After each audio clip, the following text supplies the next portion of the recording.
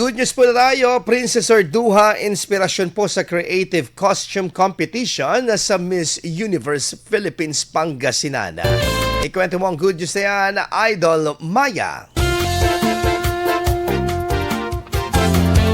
Nagningning ang ganda ng 20 kandidata ng Miss Universe Philippines Pangasinan sa naganap na charity gala night noong January 17, 2026 kung saan inirampa nila ang kanilang mga creative costumes. Naging inspirasyon at tema ng mga creative costumes si Princess Urduja, ang legendary warrior princess sa Pangasinan folklore. Lumabas ang pagkamalikhain ng mga Pangasinense sa bawat creative costumes na inirampa ng mga kandidata mula sa kani-kanilang bayan sa lalawigan ng Pangasinan. Sa gitna ng mahigpit na laban sa naturang creative costume competition, napiling top 5 sina Honey Tobias ng Rosales, Brev Luisa Posadas ng Urdaneta City, Donna Rain Nugid ng Dagupan City, Rose Ann Carino Albania ng San Carlos City, at Luis Vergara ng San Manuel. Samantala, excited na rin ang karamihan sa nalalapit na Coronation Night sa January 24, 2026 kung saan ang hihiranging panalo ay magiging kinatawan ng Pangasinan sa national pageant na Miss Universe Philippines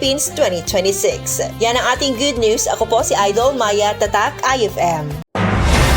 IFM News. IFM News. IFM News.